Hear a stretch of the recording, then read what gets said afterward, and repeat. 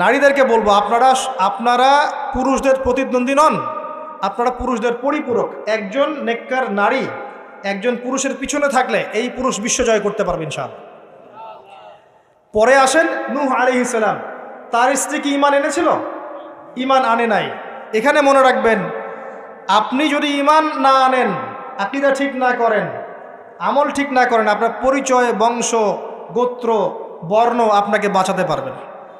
আল্লাহর রাসূল সাল্লাল্লাহু আলাইহি ওয়াসাল্লাম তার মেয়ে ফাতিমা রাদিয়াল্লাহু আনহাকে বলেছেন, দুনিয়াতে যা চাওয়ার আমার কাছে চেয়ে নাও, পরকালে তোমার উপকার করতে পারছি না আমি।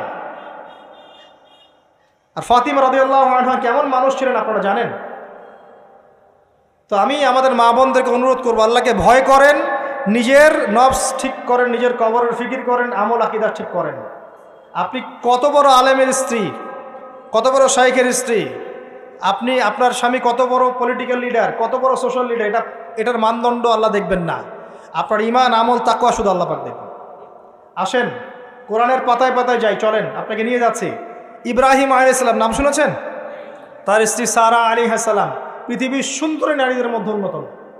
দুজন সুন্দরী নারীর কথা এসেছে, একজন হাওয়া আলাইহিস সালাম, একজন সারা আলাইহিস সালাম।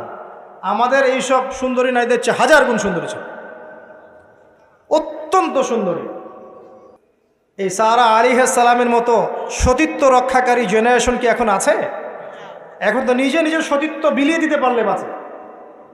এমনকি কেউ যদি নাও নেয় সতীত্ব, দেখা যায় যে নগ্ন ছবি তুলে ইমো, ফেসবুক, হোয়াটসঅ্যাপে আপলোড দিয়ে শেষ করে ফেলছে। তাই করছে না? ভিডিও কলে প্রেম হচ্ছে, আপনার এই যে গার্লফ্রেন্ড বয়ফ্রেন্ডের সাথে কফি খাচ্ছে, বিছানায় যাচ্ছে, ডেটিং করছে। বিয়ের আগে সব শেষ, বিয়ের পরে যখন এরা কোনো ঘরে যাবে, ওই ঘরে কি সুখ আসবে, শান্তি আসবে?